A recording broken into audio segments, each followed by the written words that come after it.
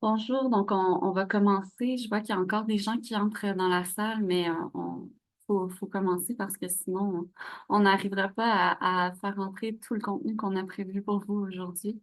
Bienvenue dans ce Zoom. Je m'appelle Naomi Bovy. Je travaille au Crémis, puis je partage la responsabilité de l'organisation de ce dîner avec plusieurs personnes de mon équipe.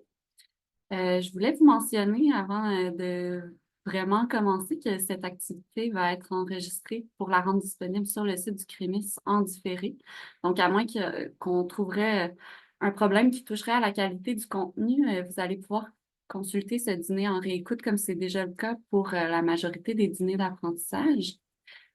Pour les membres du personnel du CIUS Centre-Sud de l'île de Montréal, sachez que vous allez trouver un message d'intérêt dans le chat en lien avec la reconnaissance de vos heures de formation. Ceci étant dit, bienvenue à ce 12e dîner d'apprentissage. C'est super de pouvoir bénéficier de votre présence aujourd'hui. Euh, les dîners d'apprentissage du CREMIS, pour ceux qui le connaissent moins, c'est une des actions qui est posée par le CREMIS pour faire connaître et poser un regard critique sur les différents outils et contenus développés par le Centre de recherche pour soutenir l'intervention en itinérance. Puis pour les personnes qui connaissent pas le CREMIS, c'est le Centre de recherche de Montréal sur les inégalités sociales, les discriminations et les pratiques alternatives de citoyenneté. On est un centre de recherche en milieu de pratique qui est situé justement au centre-sud de l'île de Montréal. Donc, comme vous le savez déjà, la rencontre d'aujourd'hui va porter sur l'instabilité et la précarité résidentielle des personnes aînées. Puis avant de commencer, je vous propose de faire un petit survol du profil des inscrits. Aujourd'hui, on a vraiment une très grande diversité de profils professionnels avec une majeure de personnes qui travaillent en milieu institutionnel, particulièrement dans les CIUS et les centres hospitaliers. Parmi ces personnes-là, on remarque la présence majeure des personnes qui œuvrent en soutien à domicile, également dans des équipes en santé mentale et dépendance, dans des équipes auprès de personnes en situation d'itinérance. On remarque aussi plusieurs personnes en santé publique. Dans la salle également, on trouve des personnes travaillant dans ou auprès de municipalités, des gens du ministère de la Santé et des Services sociaux, des personnes qui travaillent dans des offices d'habitation ou des OBNL d'habitation. On bénéficie aussi de la forte présence de personnes travaillant dans le milieu communautaire et associatif, des centres de jour et d'hébergement pour personnes en situation d'itinérance, des associations ou comités de locataires, des personnes œuvrant en planification de sorties carcérales, des associations de bénévoles qui œuvrent auprès de personnes aînées, des organismes de travail de rue, des personnes en aide alimentaire. On a aussi des gens qui œuvrent en développement communautaire, donc à la fois dans le milieu institutionnel et communautaire, puis plusieurs personnes du milieu de la recherche quand même, des universités, des centres et instituts de recherche. Puis parmi ces inscrits, on a une grande majorité d'intervenants avec une proportion significative quand même de personnes qui assurent des rôles de supervision ou de coordination clinique et des gestionnaires. On a des membres d'organismes, quelques citoyens curieux, quelques chercheurs et étudiants, et une poignée de gens directement concernés par la thématique. On a des gens, évidemment, qui sont de Montréal, mais on a une très forte proportion de personnes du Saguenay, Lac-Saint-Jean, de Montérégie, de Capitale-Nationale et de l'Estrie. On a des personnes des Laurentides, de l'Outaouais, du Bassin-Laurent, de Laval, de Chaudière-Appalaches, Laurentides, Lanaudière, pardon, Mauricie, Gaspésie, Île-de-la-Madeleine, Côte-Nord, Nord du Québec et une personne à l'extérieur du Québec. Avant de laisser la parole à notre animatrice, je vais faire un petit rappel des fonctionnalités de Zoom. Donc, s'il vous plaît, si possible, gardez votre micro fermé pendant la longue période où nos panélistes vont s'exercer à vous faire leur présentation et à faire une table ronde. Par la suite, il y aura une période de questions, d'échanges avec la salle. À ce moment-là, vous allez pouvoir l'ouvrir, votre micro, si vous voulez poser une question. Vous pouvez garder votre caméra ouverte ou fermée à votre convenance. Puis, si possible, justement pour la période de questions, ce serait aidant si on pouvait savoir à qui on s'adressait. Donc, si vous pouvez ajuster votre nom, ça nous aiderait. Puis, si vous souhaitez commenter dans le chat, vous allez pouvoir le faire. Toutefois, sachez que la modération du chat au plan du contenu va rester légère, justement parce qu'on veut se concentrer sur les présentations des conférenciers et conférencières, puis qu'on n'a pas l'équipe assez nombreuse pour pouvoir faire une modération au plan du contenu du chat. Donc, Maude de l'équipe du Crémis va pouvoir vous assister si vous avez des problèmes techniques. Elle peut être rejointe dans le chat sous Maude soutien technique en privé, puis elle va pouvoir tenter de vous assister au meilleur de ses connaissances. Elle vous a écrit dans le chat justement, je remarque, donc vous allez pouvoir la contacter. Sans plus tarder, j'invite Marie-Josée Dupuis, OC, organisatrice communautaire au CIUS Centre-Sud de Montréal, qui occupe justement des fonctions relatives à la question des aînés, à prendre le relais de l'animation du dîner d'apprentissage d'aujourd'hui. Merci beaucoup, Naomi. On m'entend bien? Tout va bien? Parfait, excellent. Je suis organisatrice communautaire dans le réseau de la santé. Au CIUS Centre-Sud, je travaille plus spécifiquement dans le centre-ville, sur le territoire de Des-Faubourgs ou Centre-Sud, là. Donc, moi, j'aime bien dire que la ligne verte, c'est entre la station Place des Arts et Frontenac. Mon territoire, ça inclut aussi une partie du quartier chinois et du Vieux-Montréal. Euh, Ce thème-là m'interpelle particulièrement parce que depuis 2022, ça a vraiment été à l'avant-plan des travaux, notamment de la concertation aînée qui œuvre sur ce territoire, donc le regroupement des organismes aînés des Faubourgs, le ROAF de son petit nom.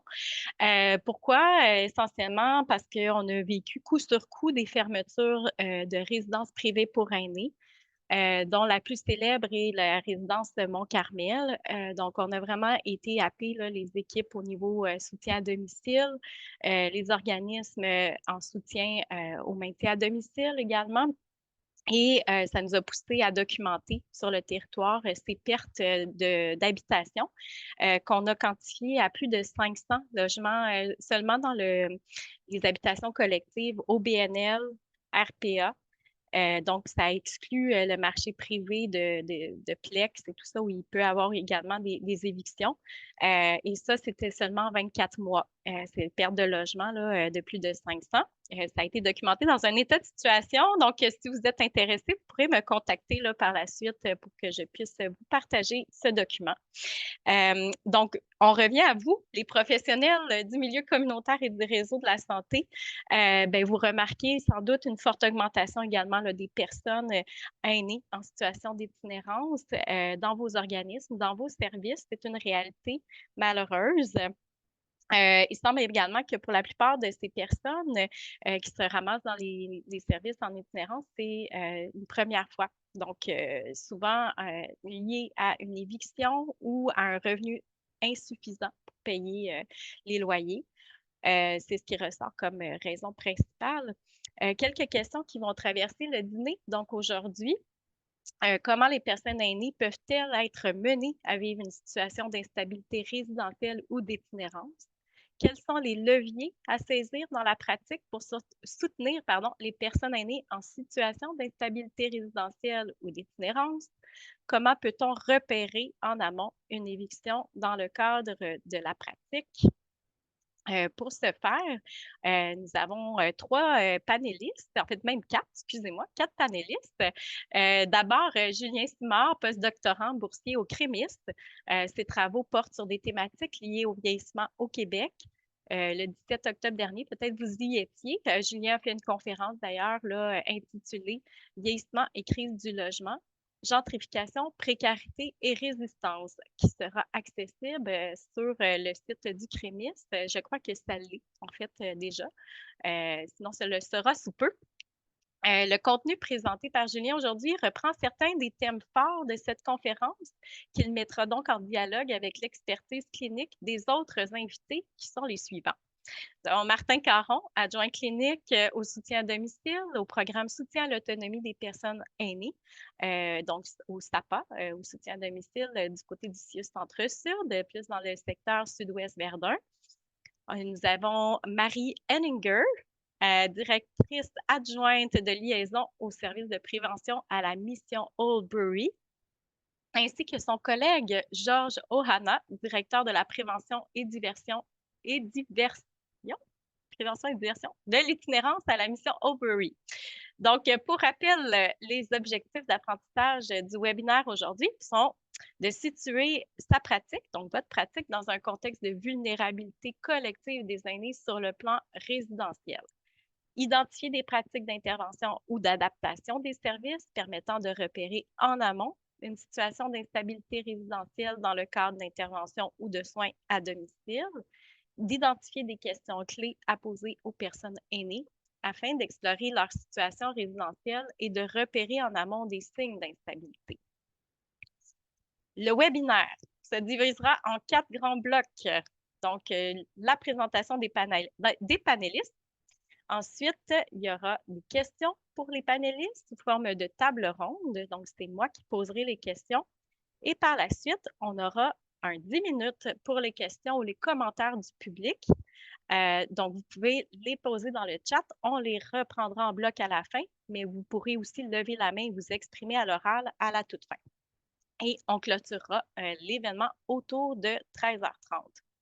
Donc, sans plus tarder, je cède la parole à Julien Simard.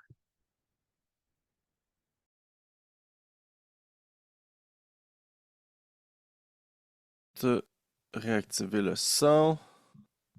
OK, donc vous m'entendez, c'est bien. Donc merci beaucoup à tout le monde pour cet excellent dîner d'apprentissage là, pour essayer de comprendre un peu tous ces mécanismes d'instabilité résidentielle. Là, les choses que je vais dire aujourd'hui, si vous voulez en savoir plus, j'ai publié un livre cette année qui s'appelle justement Vieillissement et crise du logement. Je mets le lien dans le chat. Donc, première question. Moi, je suis comme en amont, en fait. Je travaille depuis 10-12 ans sur la précarité résidentielle des personnes aînées, locataires, dans le parc locatif privé traditionnel, en grande partie, donc les plex, les logements ordinaires, et de plus en plus, notamment à travers un projet avec l'équipe logement et l'équipe aînée de la santé publique, sur les résidences privées aussi, les RPA dont parlait Marie-Josée. Donc, j'ai documenté avec mes collègues là, des dizaines et des dizaines de cas justement de précarité résidentielle. Et ce qui ressort, là, la grande question qu'on se pose ici aujourd'hui, puis on va voir justement comment ça se déroule sur une trajectoire là, résidentielle à quelque part entre cette instabilité, précarité et l'entrée dans la rue, justement. Qu'est-ce qui peut faire en sorte que ça arrive?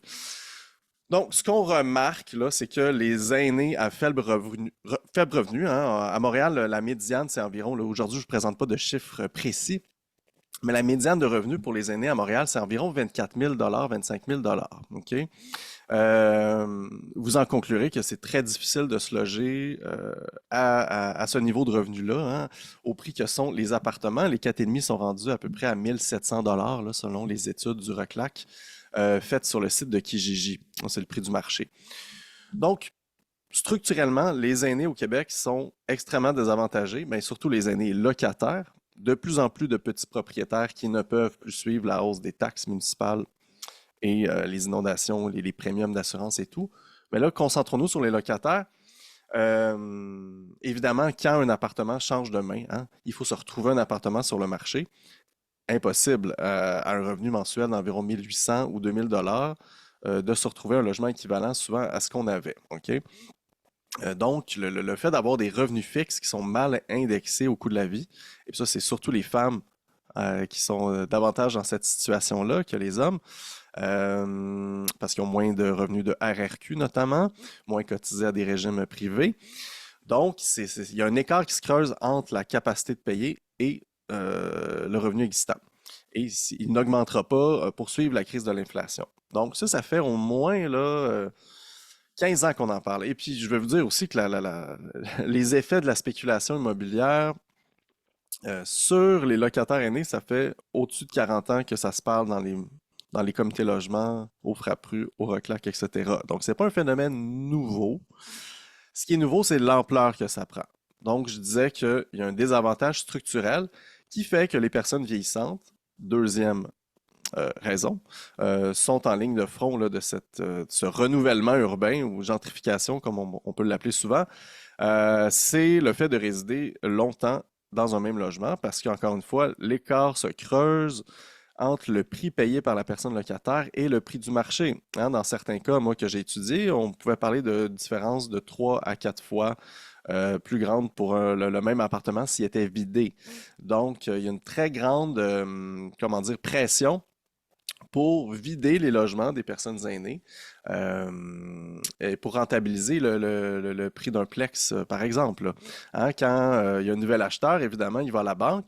euh, les revenus et le coût de l'hypothèque ne seront pas calculés sur le logement, sur le 4,5 à 450 $. Il va l'être sur un 4,5 au prix du marché, évidemment. Donc, tout vient avec. OK?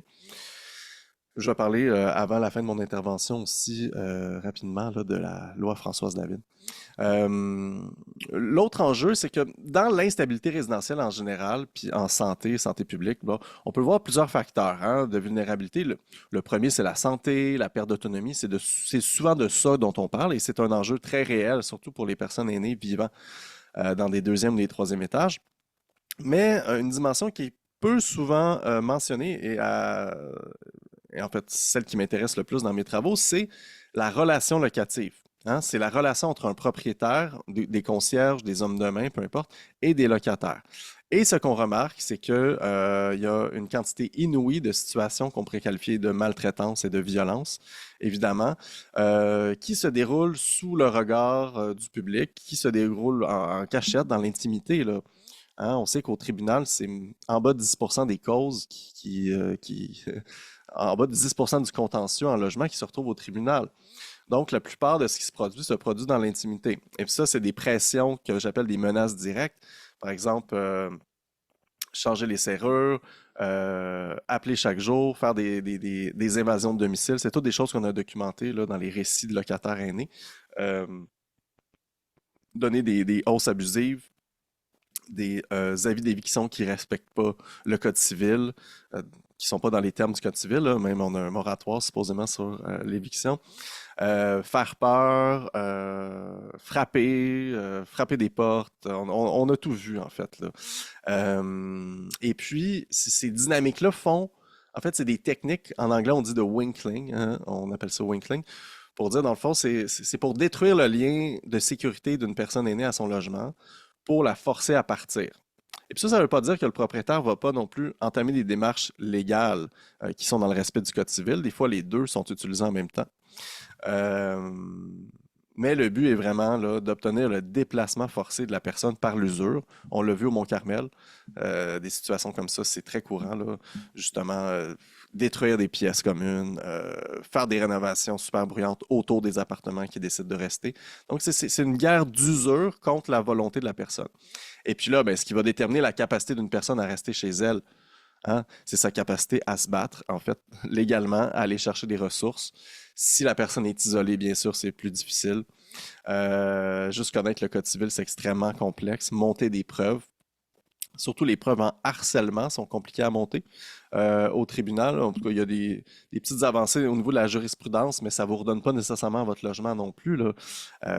Et 1959.1, le fameux article du Code civil, aussi appelé Loi Françoise David, là, qui a été amendé par Duranceau récemment, eh bien, nos collègues Benjamin Paré et Martin Gallier en ont fait l'étude là, de la jurisprudence complète sur 5 ans entre 2016 et 2022 et on conclut que 63 ménages avaient été protégés par l'article de loi hein, sur 123 dossiers.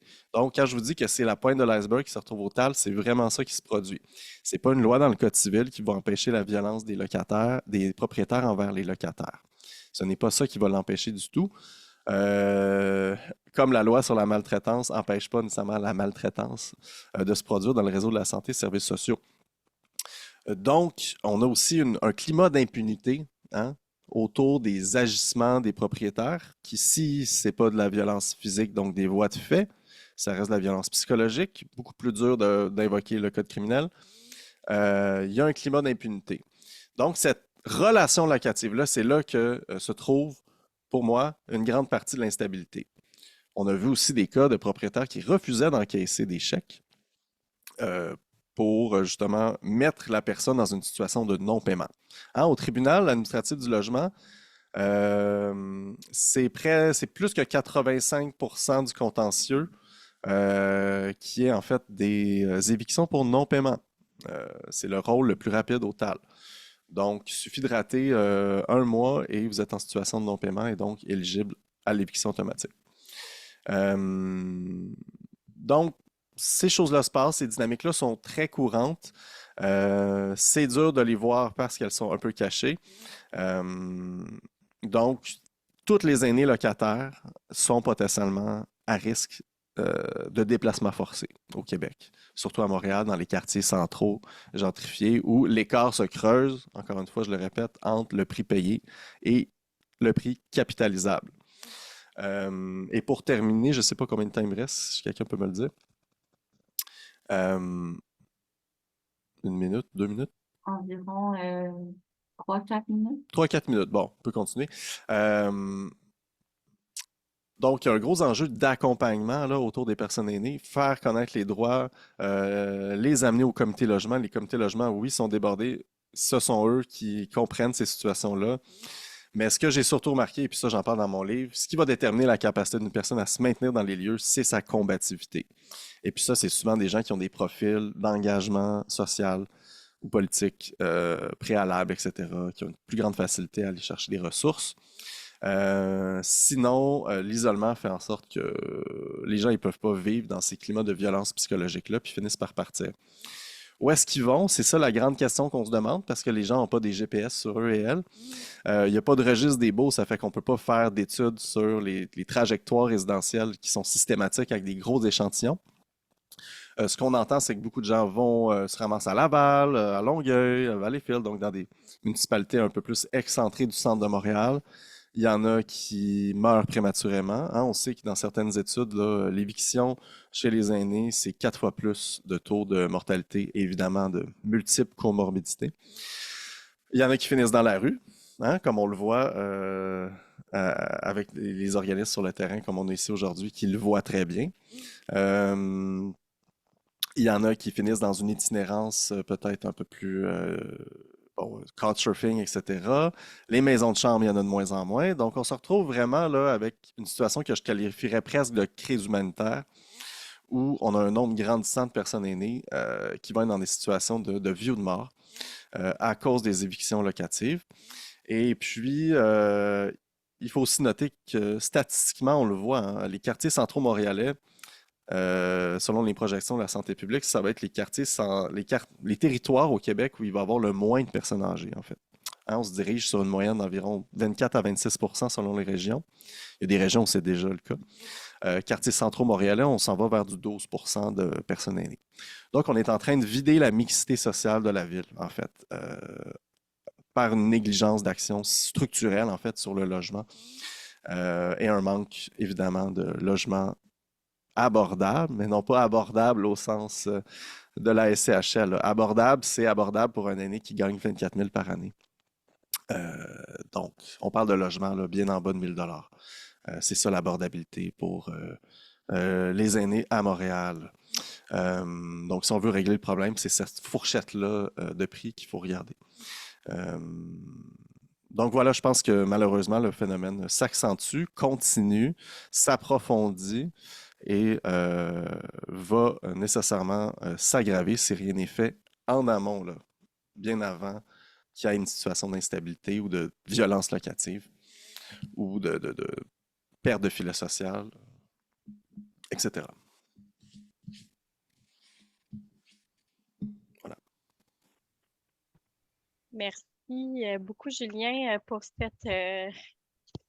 je ne sais pas comment le dire, là, cette mise en bouche, mais tout à fait alarmante. Tu as parlé de crise humanitaire. Je suis assez certaine que les prochains commentateurs vont pouvoir témoigner aussi de détresse là, vécue et donc assez dramatique. Euh, je trouvais ça très intéressant, le lien avec justement le fait qu'à Montréal, le coût du foncier fait en sorte qu'on est en train de vider de nos quartiers les aînés.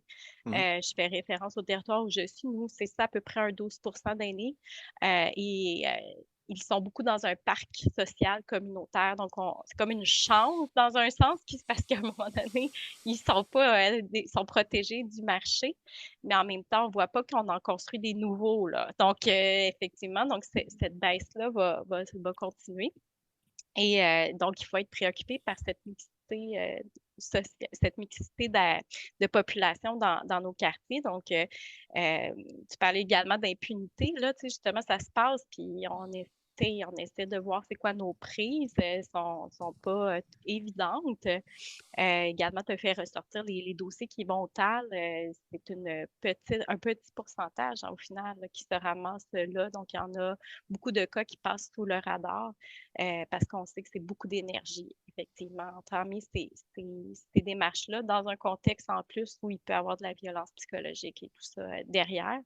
Donc, Exact. merci beaucoup pour cette entrée en matière. On passe ensuite avec notre prochain panéliste qui est Martin Caron et donc qui œuvre là, au soutien à domicile dans le secteur de Verdun, du Sud-Ouest Verdun. Merci beaucoup, Martin. C'est à toi.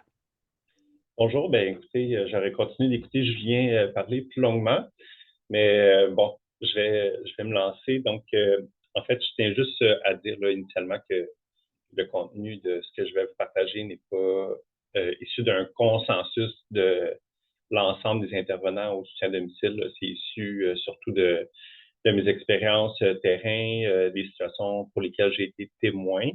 Puis le soutien à domicile, ben, à Montréal, est déjà un petit peu diversifié en fonction du CIUS. Donc, je suis aussi conscient pour les gens là, qui viennent du soutien à domicile de d'autres régions que le fonctionnement peut être un peu différent, mais je pense que les situations demeurent quand même similaires.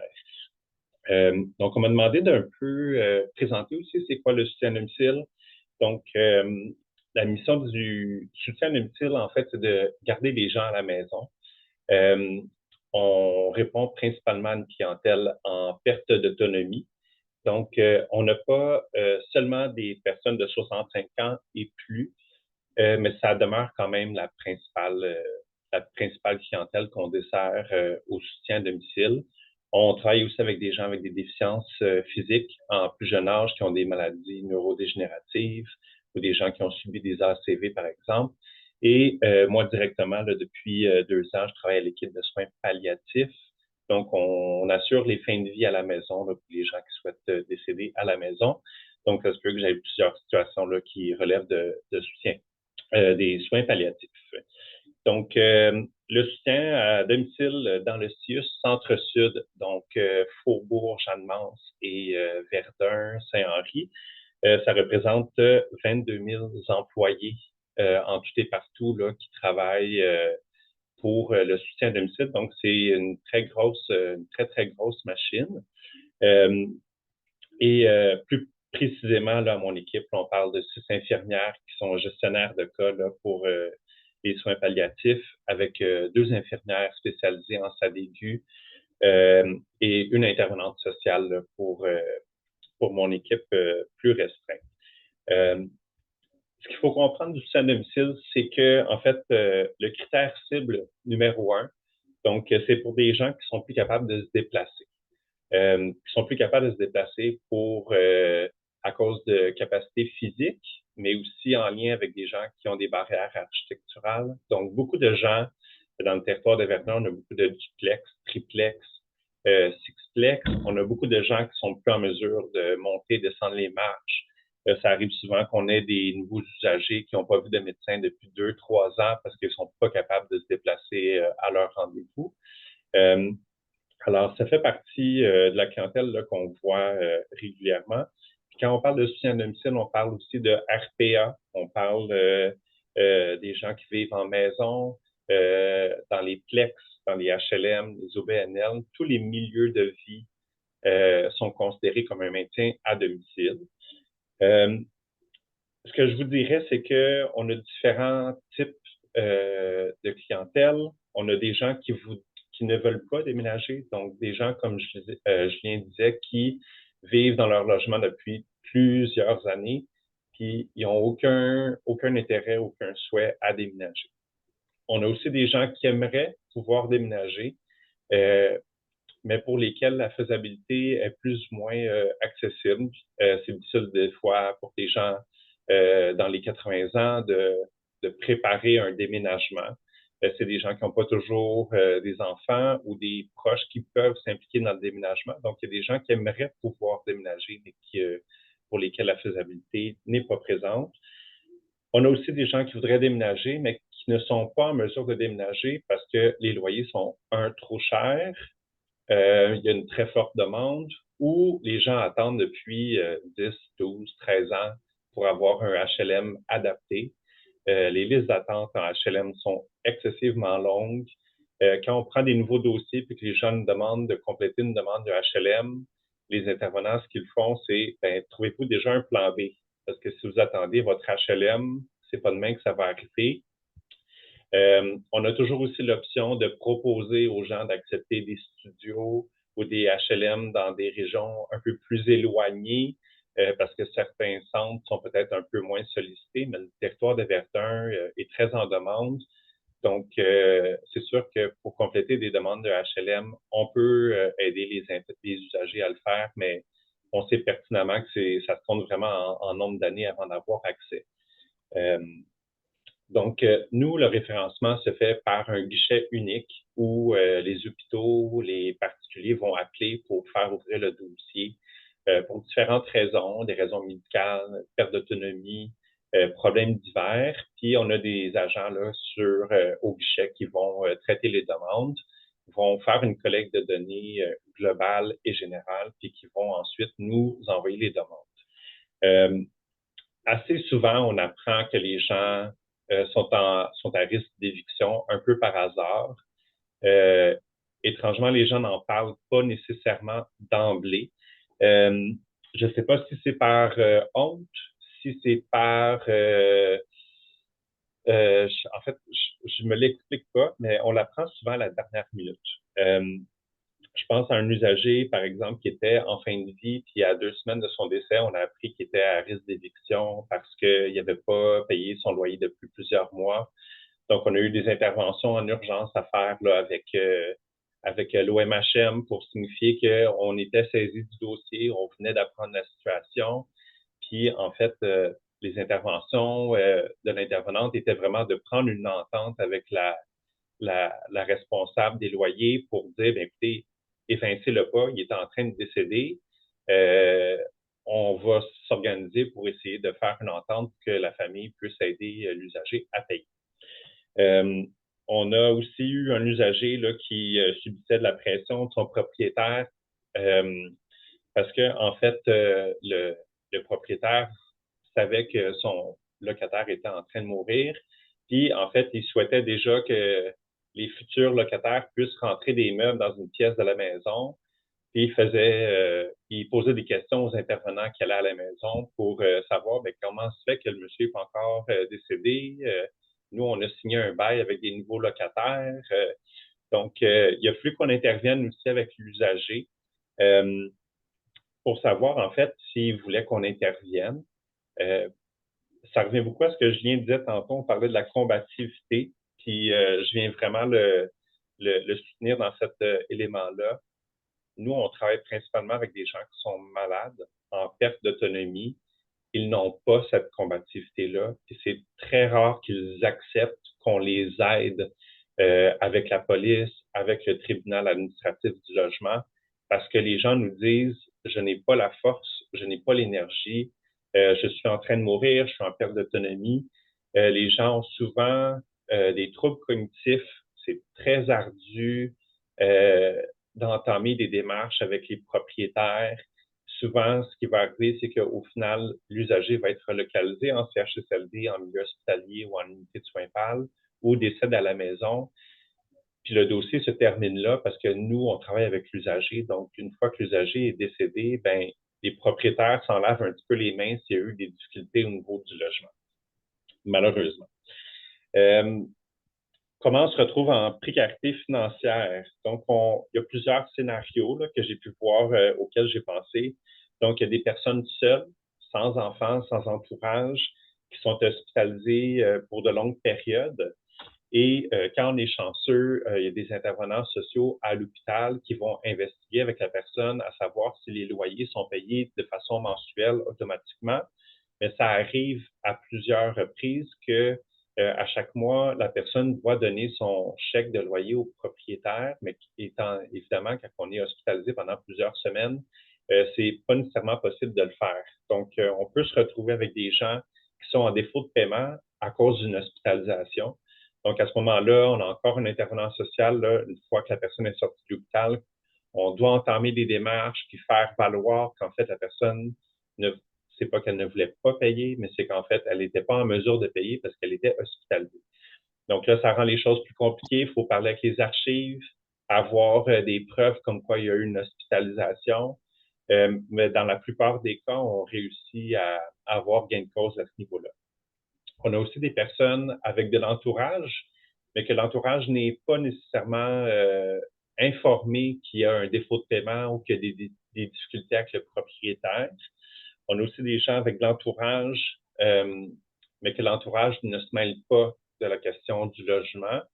Ce qui fait aussi des fois qu'on va apprendre là, tardivement par l'infirmière ou par l'intervenante sociale qu'il y a une situation difficile avec le logement. Les personnes qui sont malades se retrouvent aussi avec beaucoup de dépenses supplémentaires. On paye beaucoup de médicaments. Les gens doivent se payer des équipements.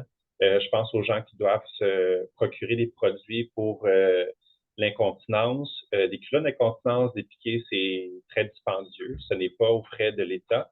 Donc, les gens doivent payer ces dépenses-là en étant malades, ce qui fait en sorte que des fois, payer un logement commence à être plus difficile parce que les outils de base qu'on a besoin au quotidien prennent de plus en plus de place dans le budget familial, ce qui fait en sorte que payer un logement peut devenir difficile.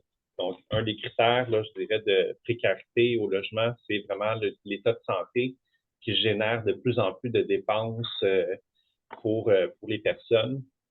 En fait, une grande partie du travail de l'intervenante dans mon équipe en ce moment, elle va cogner aux portes des fondations, on cogne aux portes des organismes communautaires pour essayer d'aller chercher de la nourriture à moindre coût parce qu'on doit trouver des moyens secondaires pour être capable de s'alimenter ou de trouver des moyens de payer des factures que la famille n'arrive pas à payer parce que l'argent va prioritairement au logement. Ou au contraire, les gens disent, ben, il me reste 5-6 semaines à vivre, ben, je ne paierai pas mon loyer parce que je dois payer mes soins de santé, je dois payer mes culottes d'incontinence. Un autre scénario qu'on voit beaucoup, c'est les gens avec des troubles neurocognitifs qui commencent à avoir des problèmes de comportement parce qu'ils peuvent avoir des symptômes comportementaux, psychologiques en lien avec une démence qui font en sorte que les gens peuvent faire de l'errance, ils peuvent oublier des robinets ouverts, ils peuvent être plus à risque dans certains cas d'incendie à domicile puisqu'on laisse un rond de poêle ouvert. Donc, c'est sûr que quand on a des gens des fois qui sont plus dérangeants, ils sont plus éveillés la nuit et dorment plus le jour. Donc, tous les changements de comportement en lien avec les troubles cognitifs, ça peut être dérangeant pour les locataires, les voisins, ça peut être dérangeant pour les propriétaires. Ces situations-là font souvent en sorte que les intervenants ont plus de difficultés à aller chercher une collaboration avec les propriétaires parce que c'est des locataires qu'on va juger un peu dérangeants pour différentes raisons, puis les propriétaires ne sont pas toujours enclins à vouloir être collaborants dans ces situations-là. Le travail des intervenants, ça va être aussi quand on est impliqué, puis qu'on est au courant qu'il y a des difficultés avec le logement, ben, c'est qu'on va essayer aussi de rejoindre le tribunal administratif du logement. Je ne sais pas si vous savez, mais c'est excessivement difficile de parler avec un humain là-bas. Donc, une grande partie des interventions au quotidien pour les intervenants sociaux, là, c'est d'essayer de rejoindre quelqu'un au TAL. Puis on va essayer de communiquer avec les organismes de proximité parce qu'on ne peut pas s'occuper de toutes les démarches pour une personne en problématique de logement parce que les intervenants sociaux ont des gros caseloads, ils ont beaucoup de problématiques à gérer, donc on essaie de répartir le travail avec différents acteurs, différents proches aidants s'il y en a. On essaie d'avoir accès à l'aide juridique aussi, c'est pas toujours facile. On a beaucoup de gens qui ont pas les revenus, en fait, qui ont trop de revenus pour avoir accès à l'aide juridique, mais qui n'ont pas l'accès pour payer un avocat. Donc, on a beaucoup de gens là, dans la classe moyenne ou la classe moyenne basse pour qui avoir accès à de l'information juridique, c'est excessivement compliqué. Puis, les intervenants sociaux ne sont pas des professionnels légaux, donc c'est difficile de s'y retrouver pour nous là, à ce niveau-là aussi. En fait, des indices là, auxquels on pourrait penser, bien évidemment, tous les éléments avec l'environnement résidentiel, tout ce qui est insalubrité, encombrement, risque de feu, les punaises de lit, coquerelles, tous ces éléments-là peuvent faire en sorte que les gens peuvent se retrouver dans une situation précaire pour le logement. Les gens qui ont des dépendances, des troubles de consommation, bien, il y a des gens qui vont préférer consommer plutôt que de payer leur logement. Donc, on doit beaucoup intervenir pour essayer de trouver des ententes avec les propriétaires.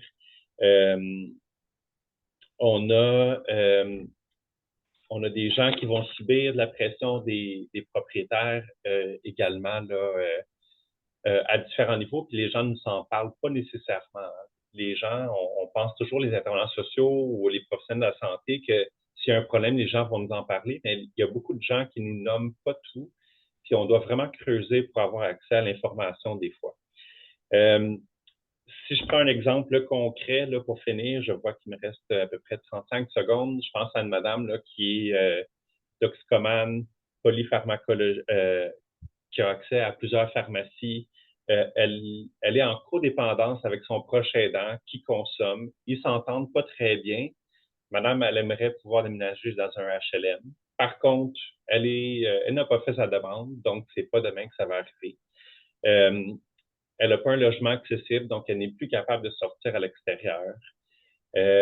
Donc, ça fait en sorte qu'on a une madame qui a des problèmes de consommation. Elle dépend de son proche aidant avec qui elle ne s'entend pas toujours très bien. Donc, excusez-moi, j'arrête ma minuterie. Donc, ça fait en sorte que ben, cette personne-là, elle est coincée dans son logement. Elle n'a pas les moyens de déménager ailleurs. Donc, c'est des situations malheureusement là, qu'on voit de plus en plus, là, des situations où il y a de la maltraitance, de la négligence. Ben, ça fait en sorte qu'on a des usagers qui doivent rester avec des gens avec des problématiques là, de maltraitance ou de négligence. Voilà. Merci, Martin. Écoute, je viens de me rendre compte que mon micro était resté ouvert tout ce temps, donc j'espère que ça n'a pas été dérangeant. Écoute, je voyais beaucoup d'hochements de tête de nos panélistes. Moi, je vois pas l'ensemble de notre mosaïque de participants, mais ça doit résonner fort en vous, surtout si vous êtes des employés dans le réseau de la santé. Là, Martin nous a présenté plus au niveau du soutien à domicile, donc on a vraiment campé la fenêtre de personnes là, qui sont desservies par le SAD notamment.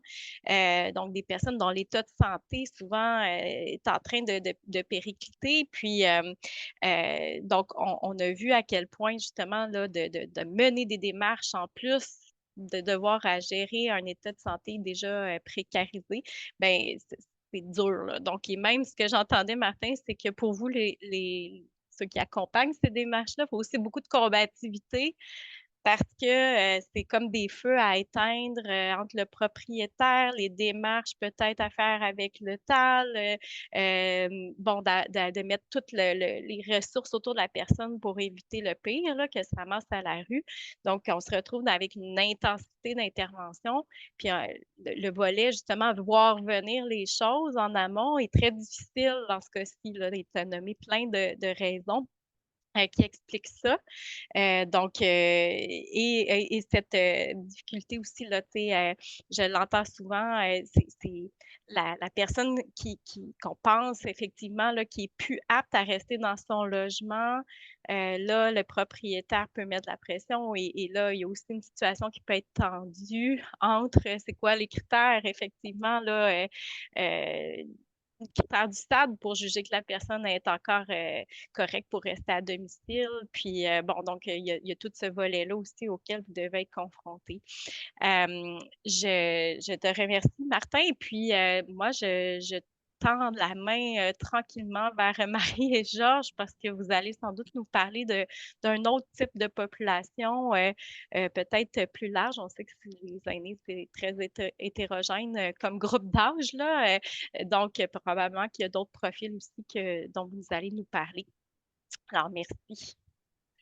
Merci. Pendant que Marie est en train de partager, je vais vous remercier parce que j'en ai déjà beaucoup appris, déjà entre Martin et Julien, pour l'ensemble des gens qui écoutent attentivement. Je voudrais bien qu'on puisse prendre toutes les informations qu'on a pu entendre jusqu'à présent et de voir à les appliquer à l'intérieur de ce qu'on cherche à faire.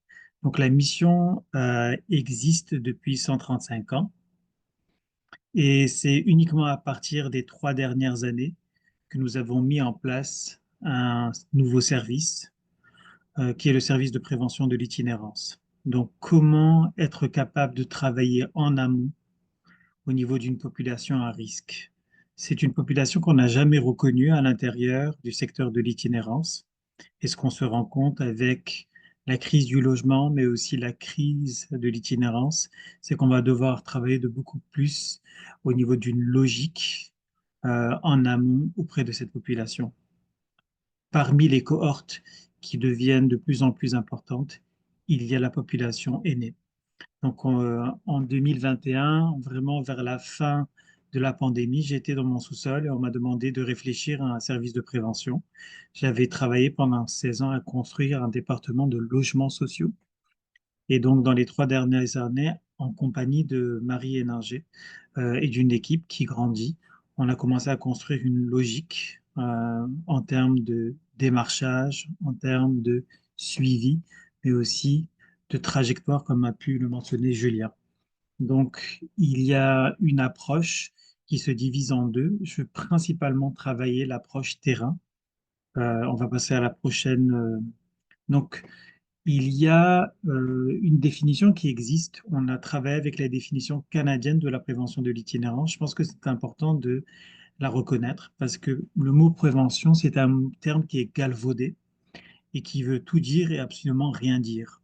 Donc, j'ai trouvé que c'était important de placer la prévention à l'intérieur de notre conversation pour qu'on puisse en tirer le maximum. La prévention de l'itinérance désigne des politiques, pratiques et interventions qui réduisent la probabilité qu'un individu connaisse l'itinérance. Cela signifie également apporter à ceux qui ont été sans abri les ressources et soutiens nécessaires pour stabiliser leur logement, accroître leur intégration et inclusion sociale et éventuellement réduire les risques de récurrence d'itinérance. Donc on travaille deux populations. On travaille une population qui n'a jamais connu un épisode d'itinérance et on parle d'une population qui a possiblement à l'intérieur de ses différents cycles de vie a pu vivre une expérience en itinérance, pourrait revivre une autre et on cherche à travailler une autre trajectoire. Les causes de l'itinérance comprennent des facteurs individuels et relationnels, des facteurs structurels. Je rajouterai à titre personnel des facteurs systémiques, plus larges, basés sur les populations et les manquements de nombreuses institutions publiques à protéger les gens contre l'itinérance. Donc, en vérité, c'est les échecs multiples de différents systèmes, que ce soit le système de santé, le système pénitentiaire, au niveau des systèmes, au niveau de la dépendance, au niveau de la jeunesse. La liste est, comme vous savez, très longue. Cela indique que la prévention de l'itinérance doit non seulement inclure des interventions axées sur les individus, mais aussi des réformes structurelles plus larges visant les moteurs de l'itinérance. Il y a au sein de la mission le CQPI, qui est le collectif québécois de prévention de l'itinérance, qui cherche à changer les lois, des lois qui sont souvent mal adaptées au niveau de la réalité urbaine, la réalité de l'itinérance, mais aussi la réalité au niveau du marché locatif, comme a pu le mentionner Julia. Il incombe non seulement aux communautés, mais aussi à tous les ordres de gouvernement et la plupart de leurs départements de contribuer à la prévention de l'itinérance dans le respect des droits de la personne. Par droit de la personne, ce qu'ils veulent sous-entendre, c'est que le droit au logement, c'est un droit fondamental. On ne le voit pas encore très bien inscrit dans la loi au niveau provincial. Euh, et il faut imaginer qu'au courant des prochaines années, On espère qu'on pourra reconnaître ce droit, mais on sait qu'au niveau international, ce droit est reconnu. Euh, Maintenant, de voir comment on pourra amener ce sujet sur la table, c'est pour une autre conférence. Donc, la prévention s'articule à travers un concept qu'on a nommé le courtage social en prévention. Vous avez au centre ce petit visage qui sourit. On veut égayer un peu de couleur, un peu de joie, si vous voulez. C'est une équipe de jeunes intervenants qu'on a surnommés des courtiers. Et l'objectif, c'est d'être capable, d'une part, de reconnaître, de dépister et de faire du démarchage au niveau d'un réseau de repérage. Donc, quels sont, si vous voulez, les robinets qui sont ouverts en matière d'itinérance? D'où viennent ces personnes? Donc, vous les connaissez, la santé mentale, jeunesse, vieillissement. Il y a une pléthore de robinets présentement qui sont ouverts pour différentes raisons, qu'elles soient systémiques, qu'elles soient structurelles ou encore au niveau des crises individuelles. Vous avez de l'autre côté le réseau relogement. Donc on cherche au quotidien, on va appeler ça notre chemin de croix, pour être capable de trouver, de rentrer en contact avec différents types de logements, que ce soit privés, principalement communautaires, abordables, maisons de chambre, HLM, logements transitionnels, tout ce qui bouge sur la planète, pour être capable de voir comment est-ce qu'on peut sauter l'étape qui est celle du secteur de l'itinérance. Donc prendre des individus et court-circuiter le système à travers le courtage social en prévention pour les amener directement vers le logement. Donc pour nous, logement, prévention, c'est la même chose. C'est court-circuiter tous les éléments qui sont liés au niveau de l'itinérance pour qu'on minimise les risques liés au niveau du traumatisme. Donc, quand on parle de courtage social, c'est qu'on passe énormément de temps à travailler le profilage. Ça veut dire le triage, ça veut dire l'identification, pour être capable de construire, on a entendu ce mot, cette trajectoire qui fait en sorte qu'il n'y a pas d'obligation ou que, faute de choix, la personne doit passer un certain temps à l'intérieur d'un refuge. Donc, on va passer à la prochaine. Donc, voici les mécanismes d'accès au niveau d'un continuum d'accès. Ça n'existait pas il y a 3 ans et on a été capable de construire, si vous voulez, ce mécanisme. L'identification, le repérage, le référencement se fait par un courriel structurel, se fait par des demandes spontanées, se fait par les partenaires dont on a mentionné au niveau du réseau repérage. Donc, en date d'aujourd'hui, on part de 850 à 900 références au cours des 3 dernières années. On va recevoir de façon assez régulière à peu près 7 à 10 demandes par jour, des fois beaucoup plus, des fois moins.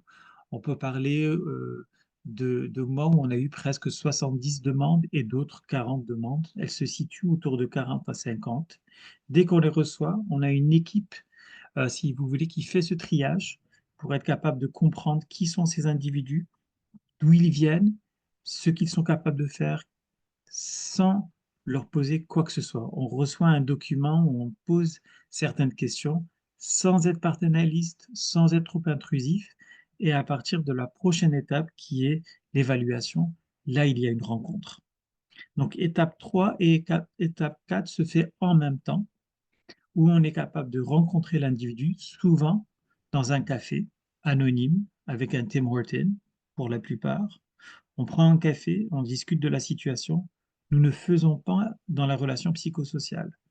On fait uniquement dans le courtage. Ça veut dire qui es-tu, quels sont tes besoins, où cherches-tu à vivre. Donc notre réalité est une réalité qui mise sur les résultats. Et on ne cherche pas à construire une relation, mais assez pour être capable de comprendre les besoins de la personne et de savoir exactement où elle cherche à vivre. Donc, on prend en compte les besoins de la personne, on essaye de redonner le choix, c'est un terme on mise beaucoup. Ça veut dire comment redonner à une personne à faible revenu le choix de son logement. Souvent, ce qu'on a remarqué, Et après mes 16 ans au sein des services de prévention, de logement, on ne donne pas le choix aux individus vis-à-vis de où ils vont vivre, on leur impose. Et là, l'exercice de la prévention, c'est de dire, mais qu'est-ce que tu veux, où tu veux? Et surtout, dans un contexte où on travaille avec une population vieillissante, ce que Marie va discuter avec beaucoup plus de détails au niveau du projet Ancrage, c'est de vraiment être à l'écoute des besoins de cette population. Donc, les courtiers slash intervenants vont prendre cette information et vont faire ce qu'on appelle du matchmaking, de l'appariement. Identifier la personne le plus tôt possible à l'intérieur de son processus et être capable de trouver le moyen de faire des contacts conséquents en termes de logement. Donc, on peut travailler avec Gérer son quartier, Maimbourg, Ma Chambre Inc. On peut travailler avec différentes instances qui ont potentiellement du logement et on ne fait que raccorder, ou comme on dit en québécois, pluguer les individus sans qu'elles aient besoin de passer, faute de choix, par un milieu aussi traumatisant que le refuge. On va passer à la prochaine. On a d'autres partenaires, d'autres projets. Nous, on va prendre plus de temps dans cette rencontre à travailler la question des personnes vieillissantes. Mais on a un projet porte-clés. On a mentionné les HLM. C'est le logement mal aimé du Québec, mais ça reste des logements qui ont été mis en place par l'État. Donc, je pense qu'il faut tout faire pour les maintenir. C'était mon éditorial pour la semaine. Et l'idée à l'intérieur de ce projet, c'est d'être capable de venir en aide au niveau d'une population isolée à l'intérieur des HLM. Donc, nous avons une personne qui travaille 40 heures avec les différentes équipes de l'Office municipal de Montréal pour être capable d'identifier ces personnes, de rentrer en contact et d'être capable de voir comment on peut tisser des liens pour les maintenir en logement. Et dans certains cas, où il est question de post-éviction, d'être capable d'amener ces individus vers un logement qui répondrait mieux à leurs attentes. L'autre projet qui a eu un certain rayonnement, c'est le programme Passerelle, cette fois avec le service d'accueil des demandes de logement et de référence de l'Office municipal d'habitation de Montréal. Cette fois, c'est la crise du logement qui fait en sorte qu'on retrouve à l'intérieur d'hôtels des personnes qui sont complètement isolées, complètement naufragées de toute relation d'aide et ils vivent le traumatisme. Ils ne savent pas quelle est la prochaine étape. Donc, le risque d'itinérance auprès de cette population est quand même assez important. On voit des familles, des demandeurs d'asile, et l'objectif, c'est d'identifier en amont et d'être capable d'offrir un certain niveau de relation psychosociale, mais surtout axé sur le courtage social en prévention. On va passer à la prochaine, où je pense que là, je cède la parole Marie, Ben, à je Marie. t'informe que tu auras un bon 3 minutes. ok, alors je vais activer, merci beaucoup. Donc je prends le relais. Voilà, donc pour tous nos programmes, en fait, on agit avec un réseau de partenaires, comme Georges l'a expliqué, tant au niveau du référencement, du repérage, qu'au niveau du relogement. C'est sûr que le cœur de notre action, du développement de notre service, c'est de trouver de nouveaux partenaires, notamment ceux qui ont du logement, mais bien sûr de maintenir les liens avec nos partenaires déjà existants. On agit par grappe, comme l'a présenté Georges tout à l'heure. On a des partenariats avec l'OMHM pour les programmes passerelles et porte-clés, pour Après l'ombre pour les personnes qui sortent de détention avec des maisons de transition et des organismes qui accompagnent des personnes qui sortent de détention, aussi en développement avec les centres de crise, d'autres ou encore ceux qui accompagnent des personnes, des ménages qui ont par exemple des enfants jeunes. C'est sûr que ici, vous avez les logos de nos partenaires avec lesquels on a signé des ententes non contraignantes, mais on travaille aussi beaucoup avec des partenaires tacites avec qui voilà, on travaille beaucoup et qui sont bien sûr tout aussi importants. En termes de chiffres, depuis qu'on a commencé, donc depuis le 1er août 2022, donc là, c'est des chiffres jusqu'au 1er novembre 2024, on a réussi en fait à réunir toutes nos données depuis la création du service. Il faut savoir que ces chiffres, ils sont vraiment dynamiques. Là, c'est des chiffres sur un jour J, où sur cette période de 2 ans et 3 mois, on a eu 811 personnes référées, donc des femmes, des hommes, des ménages. On a trouvé donc 327 solutions pour ces personnes-là, ou des emménagements. C'est-à-dire que pour 327 personnes, elles ont été acceptées dans un programme de logement, donc en voie d'emménager, ou ont d'ores et déjà emménagé. Donc tout type de solutions, des logements privés, subventionnés, des logements transitoires. On a 283 dossiers qu'on a dû fermer parce que majoritairement, on n'avait plus de contact ou que les personnes ne souhaitaient plus avoir de suivi avec nous. Et toujours 200 personnes qui sont en cours de suivi, donc en cours d'évaluation. Je vais passer particulièrement sur le programme Ancrage, donc pour les personnes aînées. Donc c'est un programme qui a été financé au privé par la Fondation Mirella et Dino Saputo, qui a été lancé officiellement donc le 1er octobre 2024, Journée internationale des aînés, et qui part sur un constat statistique suite au dénombrement de 2022, où on constate que 44% de la population en situation d'itinérance est âgée de 50 ans ou plus à Montréal, ce qui représente près de la moitié des personnes. L'objectif d'Ancrage, c'est prévenir l'itinérance donc chez les personnes âgées. Donc en fait, c'est le même concept que ce que Georges a expliqué de notre service global, mais pour les personnes âgées de 50 ans et plus.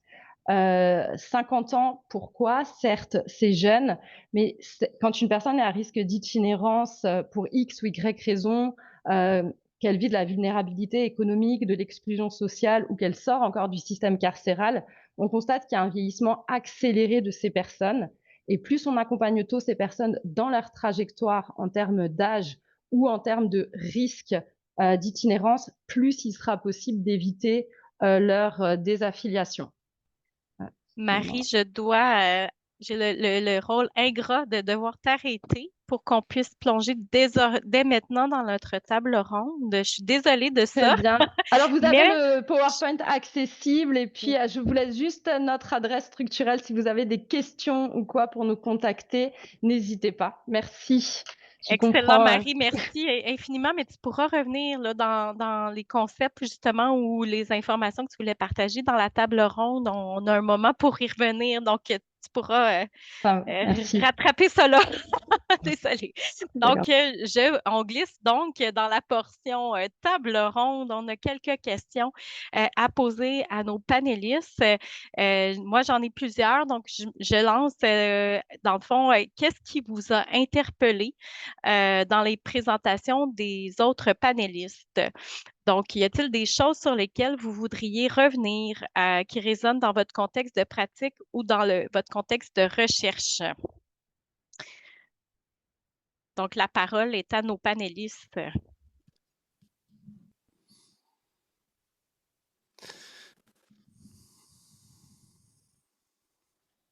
Julien, voulais-tu te lancer? J'ai l'impression.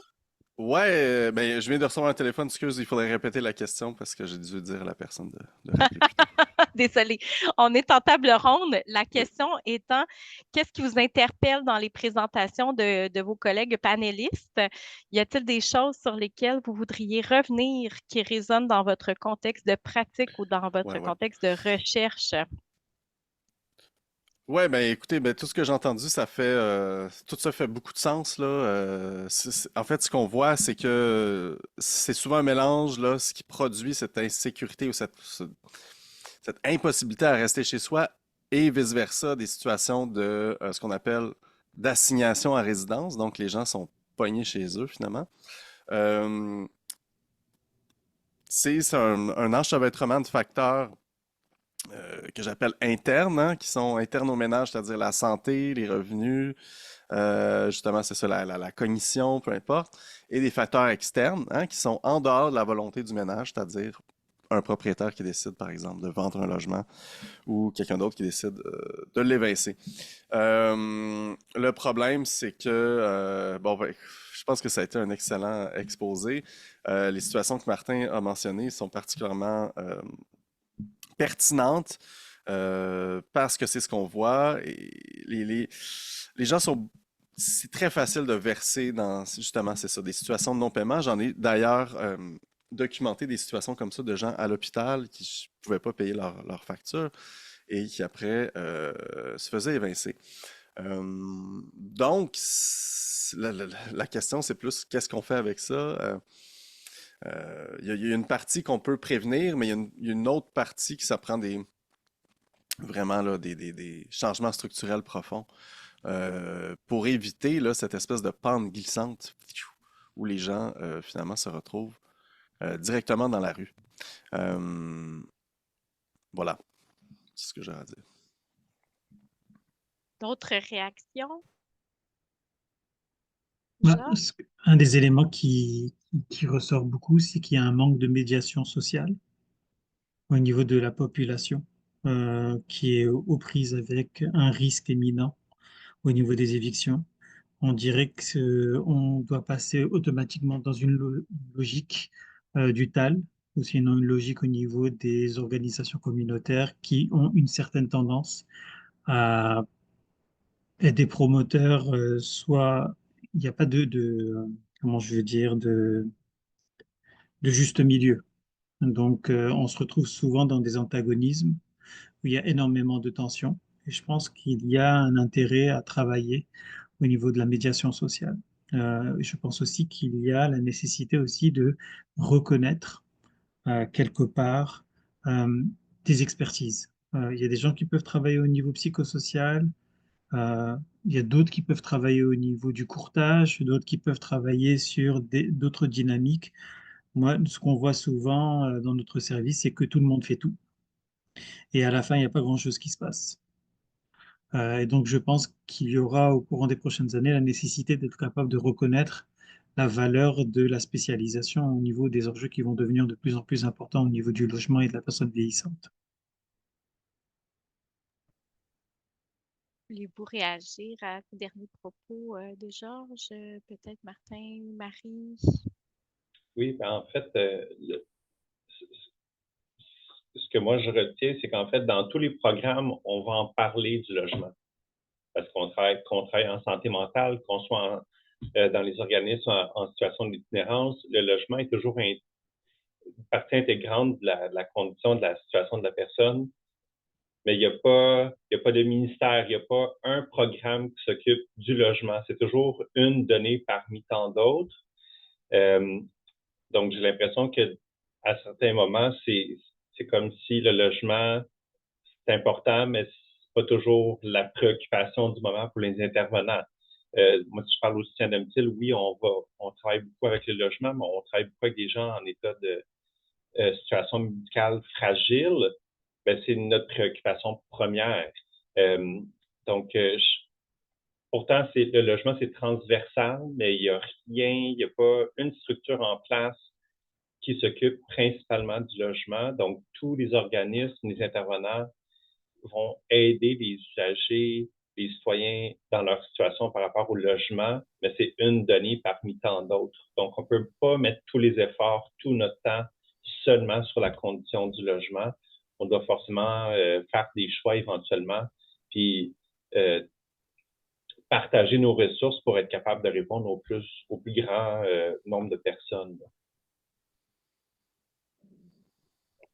Marie? Oui, et puis pour rebondir sur ça, nous, ce qu'on constate, c'est que certes, le logement est vraiment nécessaire, bah, notamment pour nous, ce qu'on a expliqué, pour prévenir l'itinérance, il faut du logement. Mais ce qui est vraiment aussi important, c'est une variabilité de logement. Nous, on le voit, on a beaucoup de référencements, mais chaque référence, chaque personne, c'est une situation. Et c'est vrai que dans les logements, il y a de nombreux critères qui existent. Donc vraiment, l'important, c'est cette variabilité de logement. Ouais. Oui, j'irais dans ce sens-là. On parle souvent du fait que les aînés veulent rester à domicile le plus longtemps chez eux, etc. Moi, ce que j'ai remarqué avec les gens qui vivaient justement avec des épées de Damoclès au-dessus de leur tête dans des appartements souvent dégradés, hein, parce qu'une des stratégies avant l'éviction ou la mise en vente, c'est de ne pas faire les travaux, donc de laisser une dégradation planifiée, comme on appelle. Ben, la plupart des gens qui j'ai parlé ne voulaient pas rester chez eux, en fait. Ils veulent rester dans le quartier, dans un appartement où est-ce sécuritaire ou avec une sécurité d'occupation. Donc, il faut faire attention avec cette idée-là de vieillissement sur place et le remplacer pour le vieillissement à la bonne place. Hein? Puis je sais qu'en itinérance, c'est un concept qui aging in the right place en anglais, qui prend plus d'expansion, mais je pense que c'est important de parler de ça. Et donc, ça nous amène sur la continuité de l'offre de variété. Juste rajouter Euh, encore sur les propos de Marie, si c'est possible, c'est que quand on parle de variabilité, il faut aussi revoir la question de variabilité au niveau des aînés. C'est qu'on pense souvent que les aînés à partir de l'âge de 65 ans, mais ce que nous, on voit, c'est que la vulnérabilité des individus qu'on rencontre, elle commence à partir de l'âge de 50 ans. Et donc, on retrouve des individus qui, déjà à partir de 50 ans, vivent des difficultés qui ressemblent beaucoup plus à la gérontologie. Et on se retrouve à demander une certaine assistance, sans critiquer bien sûr, en restant ouvert et sympathique.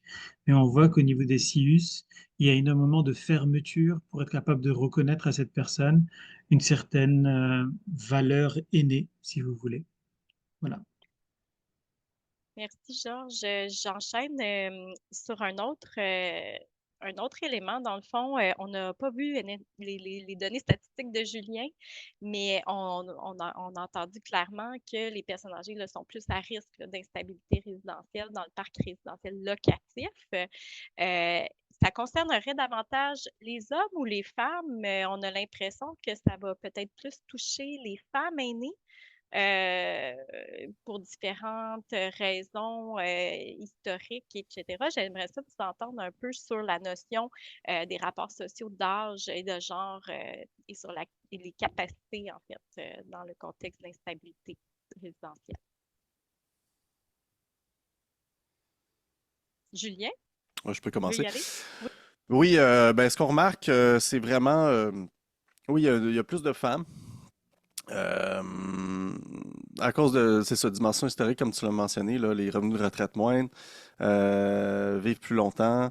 Euh, c'est dur à dire pourquoi les hommes. Ben, les hommes s'y retrouvent, mais des fois, on les perd aussi du radar peut-être un peu plus. Ce que je vois, c'est une généralisation hâtive, évidemment, mais les femmes sont un petit peu plus portées à aller vers des ressources. Euh, donc, il y a aussi tout un phénomène d'invisibilité qu'on voit pas. Euh, mais oui, dans les quartiers centraux montréalais, là, être une femme seule, c'est un facteur de vulnérabilité plus grand. Puis on le voit au niveau des statistiques, là, du revenu et tout ça, là. La violence aussi, les propriétaires hommes s'en permettent beaucoup, là. D'autres réactions par rapport à ce volet-là? Georges, je pense que tu avais ouvert ton micro, oui. Oui, ben, ce que nous, on voit, c'est que des personnes qui vont vivre un décès dans le couple et la femme se retrouve seule, va vivre cette précarité financière de façon très intense. Donc le mari va disparaître et on va avoir un double facteur aggravant. Le propriétaire, souvent dans une logique de spéculation qui va vouloir agir. Et dans un deuxième temps, ce que vous avez, c'est que la femme n'a pas les ressources financières parce que son mari est décédé. Et donc, on se retrouve avec des difficultés encore plus importantes parce qu'elle a été, si vous voulez, euh, privée d'une certaine structure avec son mari. Et là, il faut tout reprendre depuis le début. Donc, il y a des enjeux légaux, mais ce qu'on voit auprès de la femme, c'est qu'elle est confrontée à une surenchère d'informations. Qu'est-ce qu'elle doit faire avec ses finances? Qu'est-ce que le propriétaire veut d'elle? Donc, ce que j'ai envie de dire, c'est que il y a plusieurs femmes qu'on a rencontrées qui ont été un peu cloîtrées, hein, dans leur relation avec le logement, mais aussi avec les finances et avec le décès du mari. On voit qu'il y a une accélération au niveau de la détérioration, au niveau de à qui parler, quoi faire. Il y a tellement de sphères sur lesquelles on doit travailler en même temps qu'on a besoin souvent d'assistance. Il vous Pour reste. ma part, je Oui, vas-y, Marc. dirais en fait que je rejoindrais plus Julien sur la partie de l'espérance de vie au système domicile. On voit, j'ai pas de chiffres, là, mais de mon expérience, là, on voit effectivement plus d'usagères que d'usagers en grand âge. Euh, donc, j'aurais tendance à dire qu'on a effectivement peut-être plus de femmes en situation de précarité au niveau du logement parce que souvent, les conjoints sont décédés déjà depuis plusieurs années, là. Donc, j'ai pas de chiffres, là. Je peux pas dire qu'on a excessivement plus de femmes que d'hommes au niveau du SAPA, mais on a certainement une tendance à avoir plus d'usagères que d'usagers, là, du fait qu'elles vivent plus longtemps là, en termes d'espérance de vie. Je vous amène sur une dernière question, peut-être, Marie. Non, je voulais juste Vas-y. compléter, mais tout a été dit. Nous, je pense que ce qu'on peut remarquer, mais j'ai pas de chiffres non plus, mais j'ai quand même un sentiment que dans les demandes qu'on fait, les femmes, peut-être, nous demandent plus en amont quand elles sont à risque d'itinérance, peut-être que les hommes. Souvent, on a des situations d'hommes où c'est vraiment une éviction le jour même ou le lendemain, ou même parfois, ils viennent d'arriver au sein du refuge, alors que peut-être que les femmes, les demandes sont faites plus en amont. Ce que je soulève, ce qu'on remarque aussi beaucoup pour les femmes à risque d'éviction, souvent, c'est la présence d'animaux. Ce sont des personnes qui étaient peut-être longtemps en logement et on se retrouve beaucoup avec des demandes avec des femmes qui ont un chat ou un chien. C'est très compliqué pour la suite pour les reloger. Donc, cette question de l'animal est de plus en plus présente, plus pour ancrage pour les personnes aînées que pour l'ensemble du service. Merci, Marie. Je vais ouvrir la période de questions à la salle. En fait, on avait préparé plein de questions dans table ronde qu'on n'aura pas traitées, mais c'est pas grave. Probablement qu'on va pouvoir toucher peut-être du doigt ce qui s'en vient dans les questions du public. Alors, j'ouvre la période de questions. Je ne sais pas s'il y a des gens qui voulaient prendre la parole directement. Je vais laisser autrement. Je suis en train de regarder dans le chat pour les questions, c'est ça? Je vois dans le fond une question de Iman Chériet. Merci beaucoup pour ces présentations. Pour Aubury Mission ou Mission Aubury, avez-vous des données sur le maintien en logement à moyen terme pour les personnes ayant bénéficié d'un service de courtage? Oui, tout à fait. Ben, on a consigné ces données-là. On a une rubrique de maintien en logement. Je les ai pas sorties pour aujourd'hui. Approximativement, on a quand même, c'est quand même une minorité, malheureusement, le maintien en logement. Ça s'explique. Et là, bah, si vous m'entendez, que que vous accompagnez des personnes à risque d'itinérance, c'est vraiment important de faire la demande le plus en amont possible, puisqu'on a beaucoup de personnes qui nous demandent vraiment dernier moment avant l'éviction. Donc, c'est difficile de les replacer et donc de les maintenir en logement. Donc, plus la demande est faite en amont, plus c'est possible de les maintenir. Merci, Marie. Question de Frédéric Lapointe en lien avec les relations locatives qui se dégradent. Avez-vous constaté des particularités dans les milieux coopératifs ou au BNL d'habitation? Son commentaire d'Emmanuel, c'est: je constate que le recours au TAL est moins automatique, mais je me questionne sur les stratégies mises en place pour inciter les locataires aînés à quitter dans ces milieux-là, justement, qui sont hors marché, là. Hmm. Ce qu'on remarque là-dedans, c'est plusieurs dynamiques, mais les coops ou les OBNL, ils sont un peu uniques. Chacune est comme unique à quelque part. Mais il y a beaucoup d'aînés qui m'ont dit vivre une certaine insécurité reliée au fait qu'ils ne pouvaient plus faire les tâches requises dans des coops, par exemple. Des gens qui sont longtemps en coop et qui essaient de se retrouver des nouvelles coops et qu'il y a une discrimination âgiste à l'entrée. Ça c'est aussi assez présent. Après ça, sinon, je pense que c'est surtout des cas de, justement, hoarding, des dynamiques psychosociales là, qui vont être des fois des cas trop lourds pour certaines OBNL et autres, là, des non-paiements, des choses comme ça. C'est pas vraiment spéculatif là, dans ce cas-là. C'est plus sur la capacité à vivre dans un un espace comme ça, là. Pour ma part, j'ai vu quelques situations avec des coops et des OBNL où, en fait, ça se veut des milieux où il y a de la collaboration, de l'échange, de l'aide. Puis, en fait, j'ai vu du personnel administratif, par exemple, chicaner, là, entre guillemets, des résidents qui aidaient quelqu'un qui était en perte d'autonomie en disant, ben la personne, elle doit être autonome. Si elle est plus autonome, elle doit quitter. Puis que là, ça crée une espèce de dynamique un peu étrange où le personnel administratif de l'établissement veut pas que les résidents viennent aider quelqu'un qui est en perte d'autonomie. Donc, moi, j'ai assisté à ça là, déjà par le passé, puis je trouvais ça quand même fâcheux, là, puis fâchant, en fait, parce que je me dis, ben, c'est ça un peu l'esprit du milieu de vie, c'est de l'entraide et pouvoir aider des gens. Puis les résidents comprenaient pas, en fait, qu'on puisse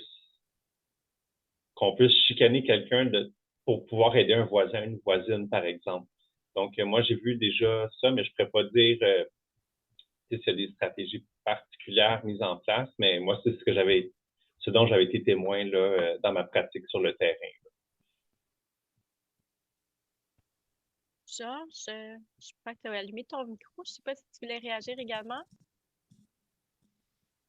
Pas nécessairement dans le contexte des personnes aînées, mais oui, il y a des stratégies qui sont en place euh, qui ne prend pas en considération le TAL pour être capable de sortir ou de faire sortir des individus avec qui la relation psychosociale est arrivée à un point de non-retour.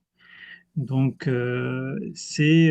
Julien a fait mention du terme d'invisibilité, mais il y a une forme d'invisibilité dans ce type d'éviction. Elle n'est pas répertoriée, mais elle existe. Donc, il y a une double discrimination qui se fait au niveau d'une population qui est déjà vulnérable et qui se trouve à potentiellement vivre ou revivre le traumatisme de l'itinérance. Donc, oui, ça existe. Oui, il y a des stratégies, on a plusieurs. Mais elle mise beaucoup sur le cas par cas, la négociation qui est parfois où il y a un déséquilibre au profit du propriétaire ou de l'organisme communautaire. Il n'y a pas d'autres questions dans le chat, alors je vais juste envoyer une question large aux gens qui sont sur l'appel.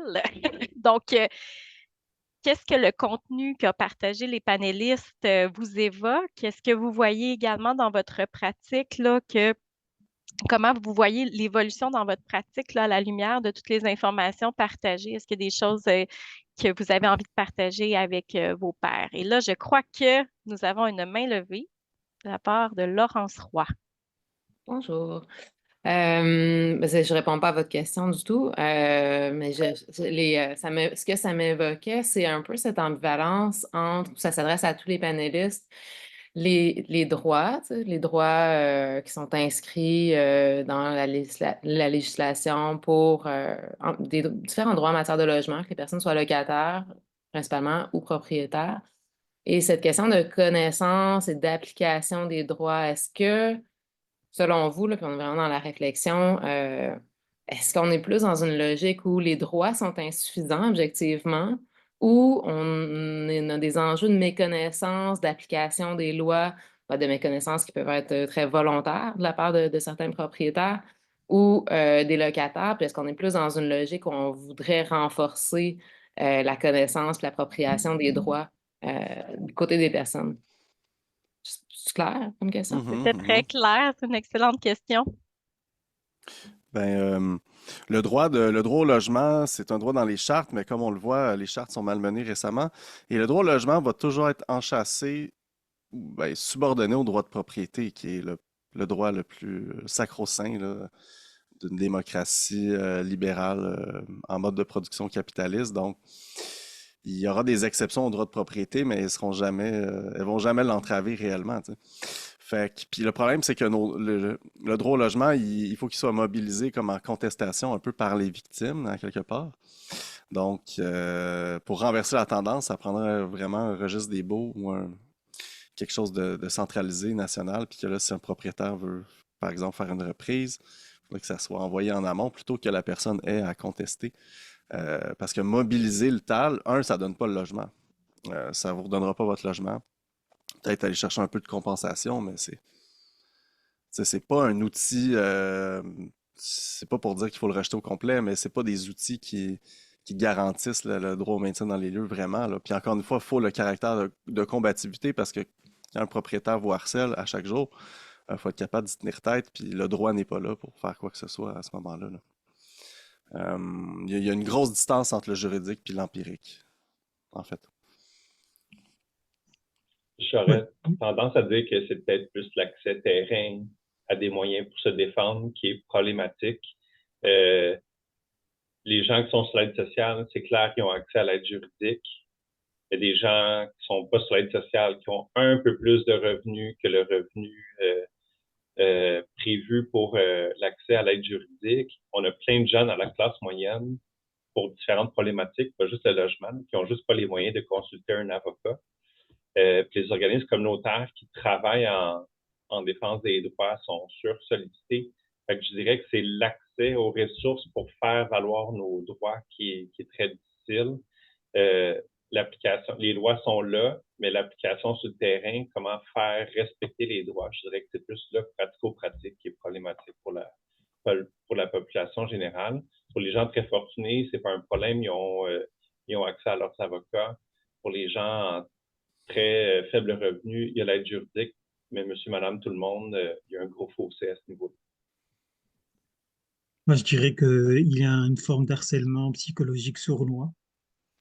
C'est des gens qui sont confrontés à des propriétaires parfois au quotidien. Donc la loi, elle existe, mais pour arriver à un certain aboutissement au niveau de la loi, c'est vraiment une difficulté qui est parfois suffocante. Ce que je dirais aussi, c'est que souvent, on n'arrive jamais au TAL et qu'on est souvent confronté à quel est le meilleur moyen pour moi de sortir sans tout perdre. Il y a une question de crédibilité, il y a une question de réputation. euh, et aujourd'hui, la spéculation capitaliste, non capitaliste, c'est pas mon domaine là.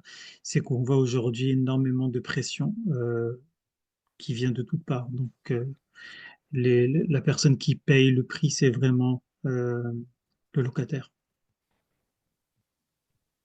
Donc, merci Georges pour cette dernière intervention. Je dois tranquillement nous inviter à terminer ce webinaire. Je crois que ça a répondu, en tout cas, juste le nombre de personnes témoignent de la pertinence de se réunir puis de traiter ça avec différents angles.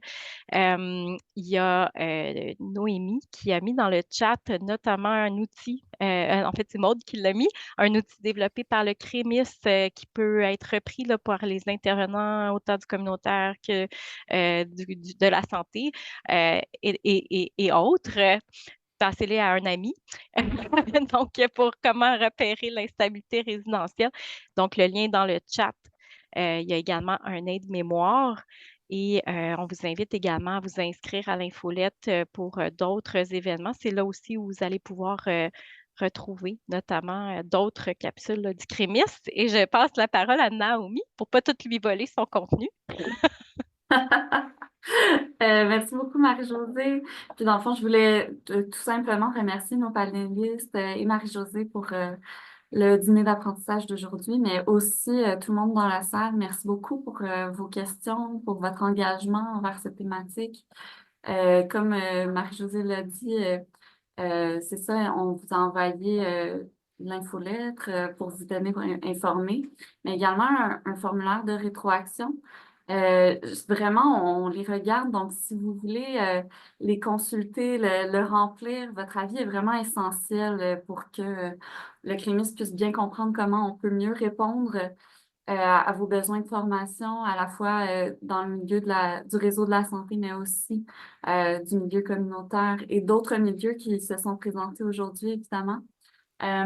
Une autre chose, c'est qu'on arrive à la fin de notre cycle de programmation des dîners, puis on souhaite vraiment vous entendre sur les thématiques qui vous intéresseraient pour les prochains dîners. Donc, le formulaire de rétroaction est l'endroit par excellence pour nous faire mention de ces prochaines thématiques. L'autre chose, c'est qu'effectivement, on vous a mis dans le chat l'outil d'aide à l'exploration de l'instabilité résidentielle et son guide d'utilisation. C'est des contenus qui ont été développés par le CREMIS. Puis, c'est des outils qui n'ont pas été développés, évidemment, pour le contexte spécifique d'instabilité résidentielle chez les aînés, mais ils peuvent très certainement être regardés à la lumière des discussions qu'on a eues aujourd'hui ensemble.